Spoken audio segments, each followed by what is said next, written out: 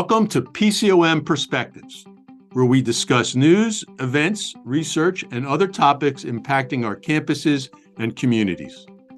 Join us as we share our PCOM perspectives.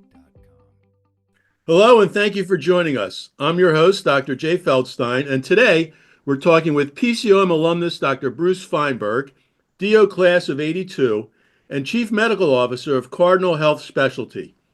Dr. Feinberg is Vice President of Clinical Affairs and Chief Medical Officer for Cardinal Health, a global manufacturer and distributor of medical and laboratory products and pharmaceuticals. He is a board-certified medical oncologist who founded Georgia Cancer Specialists, one of the first and largest integrated oncology specialty practices in the nation.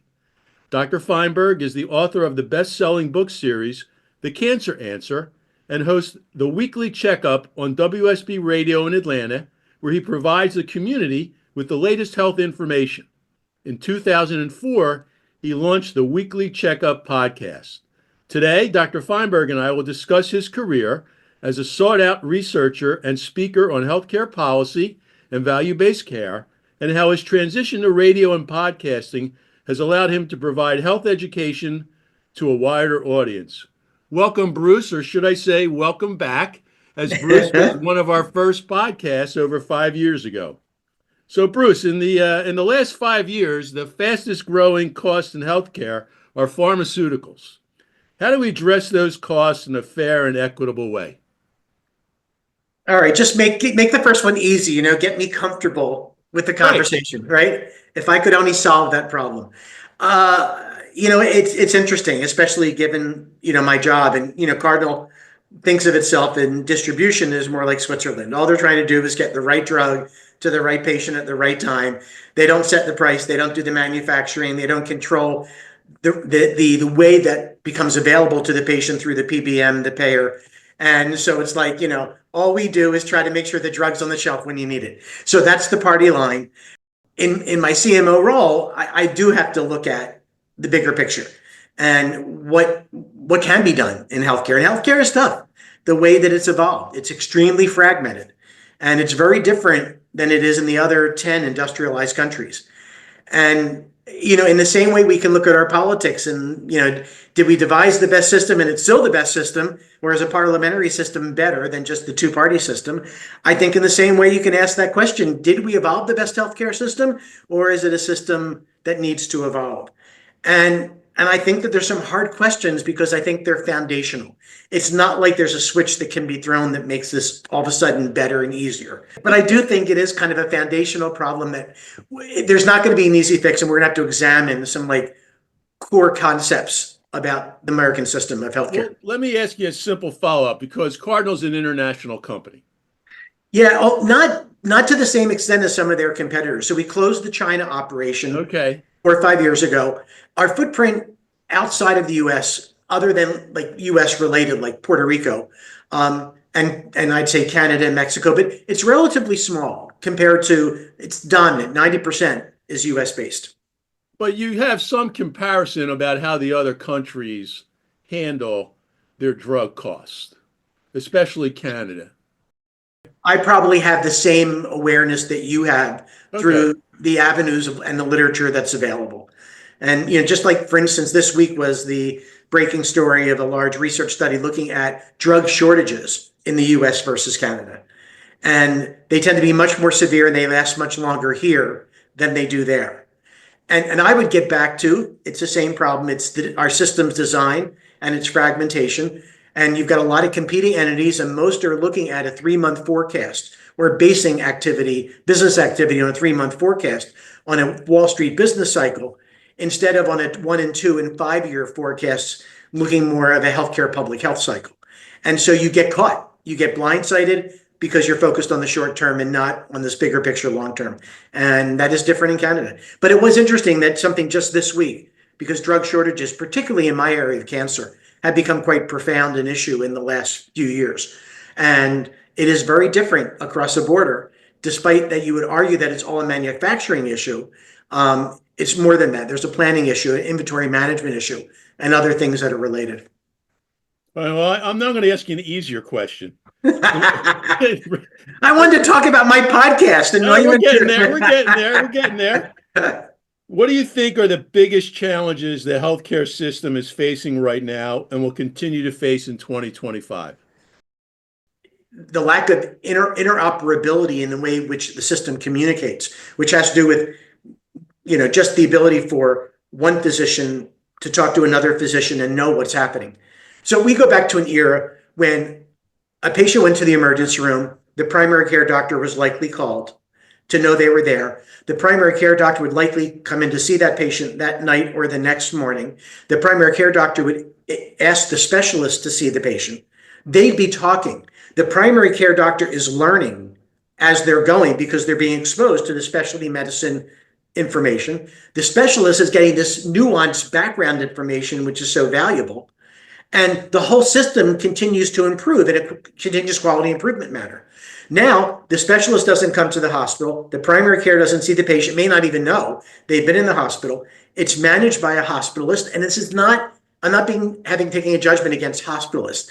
I'm making the judgment that we now have a fragmented, fractured system in which we have an episode of care in which the caregivers who are intimate with the patient are not involved. And so I'm hoping that these things which are being written about all the time, that we'd be moving in a direction where we would try to say that the system maybe got over fragmented and we need to find a way, not through necessarily business consolidation, but through rethinking the way in which we communicate, part of which is the interoperability of all the healthcare records on the patient. Why doesn't the patient carry that? We can digitalize everything. Why can't it literally be on a phone and a watch on their, and then be able to share when they go in next time, what's happened to your healthcare? Well, I did go to the ER, but let me, show you on my watch or on my phone what happened. So I'd like to see changes. That are they likely? No. I think that again, we're caught in the business of medicine into a business of medicine cycle. And I would like to see it come back not to a sick care episode of care intervention system, to a healthcare system. And I don't know how we're going to get there and when we're going to get there, but it worries me.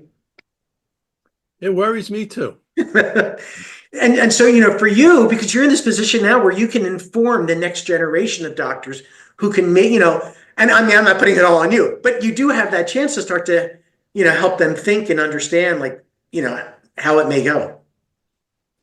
Now, to your favorite question, your podcast. So the weekly checkup discusses a variety of health-related trends and topics. So what have been some of the biggest takeaways you've learned from guests and listeners? So the quick story on this is I've been doing the radio show for almost 15 years. And it just started kind of crazy. Back in the early 2000s, my practice has gotten really big. We're seeing literally 15,000 new patients a year. And we've got 50 doctors and 40 advanced practice providers. And I'm thinking about that every patient coming in is still coming to an individual doctor. They're being referred to Dr. Leff, Dr. Scott, Dr. Feinberg, and they're not coming to Georgia Cancer. We don't have a brand the way Emory University had a brand, where you go there and don't even know the doctor's name who you may see. How do we create the brand? And the doctors in the practice were very resistant to the idea of doing any kind of marketing. And we started doing public radio sponsorship for the morning news on NPR. And, the doc who was most opposing of this concept was in the ICU at the Emory affiliated hospital. And 3 doctors come up to him and say, "Dan, I heard your name on the radio this morning. How cool is that?" Because I thought, to make everybody, buy into the project, each morning a different doc's name would be used. Dr. Dan Card, the physicians and staff of Georgia Cancer, bring you the news. So Dan hears it, calls me. Best idea we ever had. You voted against it. So anyway, but once we brought people like Dan on board, it was a question of where do you go with this? And as we went from NPR to commercial radio, doing public service announcements, we pitched this idea of a talk show, a weekly 1-hour talk show. And they looked at me like I'm crazy. We're going to have a cancer talk show. This is 2008. But I've left in 2010. I retired from the practice. I start the CMO role at Cardinal. And I get a call 3 months into the new job from the PR marketing firm that was helping me pitch this concept. And they said, "We just got a call from the radio and they want to talk." well, I don't know, my new job. And yeah, anyway, they didn't want it to be cancer. They wanted it to be broad. And I thought, my new role, I'm a chief medical officer. I'm not just a cancer doc anymore. I'm okay with this. I think I could do this. So I start hosting this radio show, and flash forward now 13, 14 years. We have this great show, and sometimes our great show where there's a bunch of really good calls that are so informative, not just for that individual, but for that broader audience. And I think it's such a shame. It's like one and done.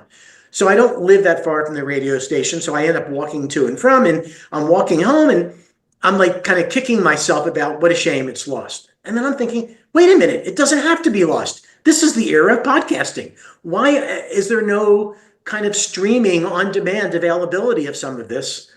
And I literally start that day milling it over. It took me probably 6 months to want to okay, where is this going to go? And how much can I devote to it? And what will my day job as a CMO of a Fortune 20 company think about this? And it all kind of fell into place. And so we every 2 weeks a new episode comes out. We've been doing it since the start of the last year. So we've got 22 episodes out. And I decided I wanted to curate the conference differently than what happens on a show, which may be theme based because there's a specialist on and we just talk about that specialist area. Or it could be there is no guest and I'm just like whatever comes in. And it's just so interesting. In the beginning of the show, when there was a cancer topic, my wife would listen. She hasn't listened in 10 years. But when she did listen, she would say, your cancer shows are the worst shows because you're talking over everybody's head. And I realized I don't want to prep. I need to go in there kind of cold, be at the patient's kind of closer to their level, not with all the answers already, and kind of serve more as a navigator and a listener and less as the answer man. And it's just like, how do you empower the patient? They're so intimidated often in the office and with the doctor. And another thing where I would love medical students to think about this, how do you help them kind of relax enough to get over the shock, actually communicate what their problems are, and then be able to tell you if they understand what it is you're suggesting, or they're just nodding their head and they leave and they get asked by their spouse, so what do you say? I don't know, but I'm okay. And I'm guessing you went through something like this because of the way your career kind of navigated over time. You find that path. And when the practice got so big and we were 50 doctors, I started to think there were things I could do that would affect all 50 of us that were so much more meaningful to patients that we were taking care of than the things I were doing for my individual patients. It gives you this public health. And, you before you ended up at PCOM, you were on the payer side because Right. it affects everybody. And you start to bang Right. your head against the wall. Can I make a difference in a bigger way? And I think that docs, in general, we go into the field because we're kind of risk averse.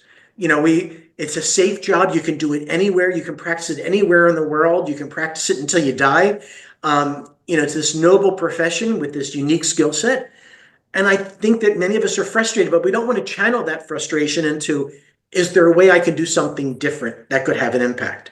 And I think you and I have grown closer now. We kind of met my first day of medical school, but because we both have kind of allowed ourselves the luxury of being able to step out and follow a path that took us out of the comfort zone, but also out of all the frustration that we were feeling that wanted us to make a change.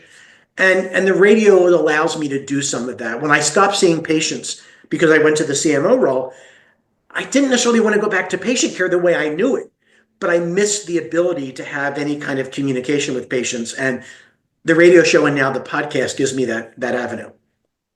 Cool. Listen, I'm going to ask you to tell one story from our original podcast, which has stuck with me. What one of your patients thought a DO really meant.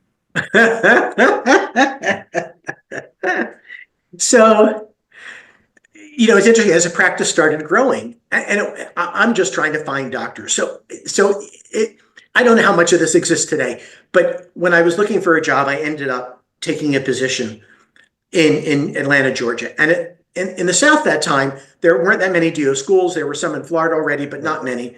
And we were still kind of a foreign entity. And many of the hospitals would not allow DOs on staff. And it was something that I hadn't been exposed to in Philadelphia. And where they, DOs were everywhere in leadership positions at, Women's Medical and Hahnemann. And, as you could go over the city and there were DOs, who were prominent in the community of medicine. So I'm there and I'm struggling with this, but as I didn't realize that so HCA Hospital had just bought a hospital that had a DO certification. So I basically am the first oncologist on a staff with 100 primary care docs who are DO. And my practice just grows like leaps and bounds overnight. A year in, I've got 8 to 10 beds constantly filled in the hospital. I'm seeing 30 patients a day. I am working every night and every weekend, and I'm going to die. And I've got to find a solution. And I'm looking for a doc, and it keeps like that. And the first 3 docs I hire are MDs, and they have no issue. They were one coming out of Michigan. They're coming out of places where they have familiarity with DOs, and we're all the same. So I'm seeing a patient, and we're having a conversation. And at that point, because I'm so overwhelmed, I'm thinking maybe she's going to need one of my partners because I'm not sure I have the time that she's going to need for the way she wants to communicate and the nature of her problem. And she said, no, I want to see you. And I was like, well, I'm concerned about if I can really serve all your needs. And she said, no, but you're a doctor of oncology, and I want to make sure that I'm seeing the cancer guy. Yeah, that just resonated with me, and I thought our audience would appreciate that. So when I went to tell my partners, it was like, the biggest laugh. But, so it was great, for feeling so beset upon in this foreign environment where I still couldn't be staffed at a couple of hospitals. And I'm like trying to pave the way for others. I've got the patients coming who think that I'm like the bee's knees because I'm the doctor of oncology. I did not correct her, by the way. Well, I'm sure you have a couple questions for me. Well, I want to, get back to the journey piece, because I don't know, did you feel guilty at all when you were going to leave patient care?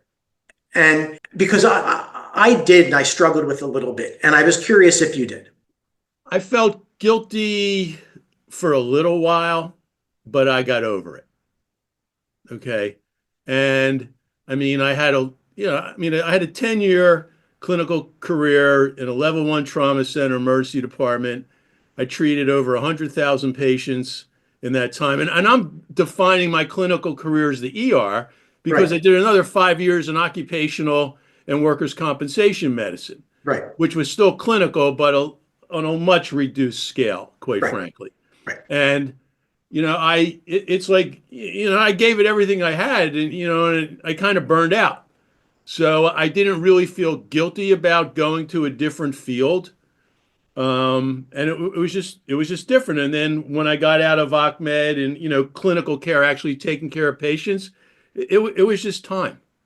And I didn't feel guilty. And like when I went into the insurance world, instead of taking your, 3,000, whatever your patient panel is, you're affecting 3 million people. So, the things you're doing can have a greater impact on public health, society, and health policy. And, listen, I still, I'm clinically active. I still read the same journals I read when I was seeing patients every day. I still love medicine. I just, now, kind of, I'll say the pinnacle of my career, the ability to teach the physicians of the future, is really rewarding.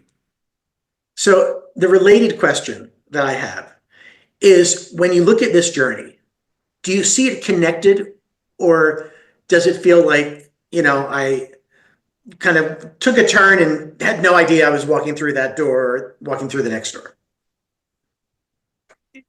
It is pure serendipity. And I actually gave a talk at a medical student conference in Philly about careers outside of clinical medicine. And basically, you just have to be open, like you were and are, to walking through different opportunities, not knowing what's going to happen, but being willing to just walk through the door and see where life takes you. I mean, when I met you, I was a second year and you were first year. I never in a million years would have dreamt that I would have been coming back to PCOM as the president. And I didn't even think about it at the time when I took the job. I mean, I got an email from a friend who said, hey, they've been trying to find somebody on the search committee for 13 months. do you know anyone? By the way, I told my friend I thought you'd be great. Do me a favor, give him a call. And I was like, I was looking out the window and it just caught me at the right time saying, wow, this could be really cool. Like I gave it a lot of serious thought, before I interviewed. And now I'm, finishing 10 years going on year 11. Amazing. You know, When you look back at those things, because you've got for the students, and those early career docs, the goal is to be doing it for a lifetime. But it's also great to get them to me to be able to message them that there's a point where you might hit that burnout, you might hit that threshold, and I'm sure for you, I mean, I can't imagine, it's like being on the front line in a battle for you to have to deal with, the 10,000 cases that every one of them walking in the door could be a life and death. yeah, well, I listen and I tell the students all the time when I have this conversation with the ER club. It's like, look, I'll be first to confess, I was an adrenaline junkie. The ER fit my ADD personality. You don't have to spend an hour talking to a patient. And it just worked. And I loved it. And the residency was great. But after a while, your adrenals, they only got so much. And that case that was great when you were, an attending in your third year. Well, in year 10, if it's squeezing your adrenals, it's like, uh-oh. It's not so much fun. And that feeling, it's just not that great. So it's like, okay, it's time. So you make the change. So I think that's also another great message. Hopefully it's going to be the career for your life. But if you hit that point, I it's think okay. It's okay. Exactly. It doesn't mean you're a bad person or you were a bad doctor. You don't have to feel guilty. You don't have to feel like you failed. And you can still use that knowledge and that skill set in a very powerful way. That, as you said, you introduce a policy that allows for expanded colorectal cancer screening, coverage. And you will have done more. You will have saved so many more lives than I could have ever saved as an individual cancer provider, taking care of the patients after they're diagnosed. Same thing in the ER. I mean, you save as many as you can, but on a public health scale, you can make on a public policy, you can make a much greater impact. No question. So, 11th year, is there a timetable? Are you still having fun? I'm still having fun. And you're still making a difference? I hope so. I have to ask the students for that. They're the ones that can answer that. Well, you started by my first question, like with a hard question. What can be done in education that would be kind of the next place you'd like to see it go? Well, I'll share with you one thing. Okay. That because I struggled with this. I kind of felt like I wish I had earlier clinical exposure. And and it's something I observed both when I was teaching at PCOM in Georgia and in hindsight observed when I was at PCOM in Philly, is that the folks who were in the room who had some healthcare related work prior to starting school were so much more engaged. I came in and I'm just a student. It's about the test. And when I was teaching, they're asking me, so is that going to be on the test? And I'd blow it. Like, I don't want to hear that ever again. You are a professional now. Everybody in this room should be becoming a doctor. And this is now about, are you going to be doing the right thing for the people who have entrusted their care to you? It's not about the grade on the test. So get over the test thing, think about it that way. But I was that person that was like, it's about the test until that first week when I'm in clinical in my third year. And I thought about things like, should you have every student have to spend one night a month in their freshman year with EMS? How do you get exposure to make it real? So it's not just a book. So we're doing a lot of simulation and we're doing a lot with patient actors in the first 2 years. So they are getting that clinical exposure in the first 2 years. And they're also doing a lot of, free clinic work and health screenings down in the community, across all three campuses. They're very active. So they're getting out there and they're getting to experience patient contact, doing, blood pressure screenings, OMM screenings, musculoskeletal screenings. So they're getting it. Oh, good. I mean, that didn't exist in our era. Right. Right. Right. You're in the classroom and then you're out of the classroom. And it was just this abrupt change. So this podcast, your podcast, has been going on 5 years? Yeah, I enjoy it, and it's been a great experience. I learn from everyone, just like you do from every one of yours with our guests.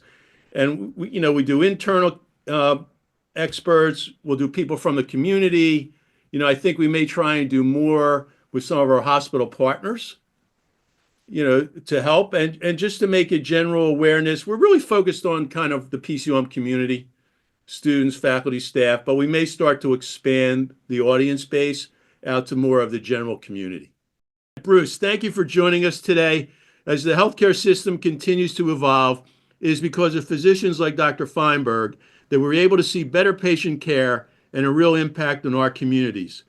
His podcast, The Weekly Checkup, recently produced its 20th episode and continues to be a central resource for Atlanta residents looking to learn more about their health. I encourage you all to tune in. I'm Dr. Jay Feldstein, and this has been PCOM Perspectives.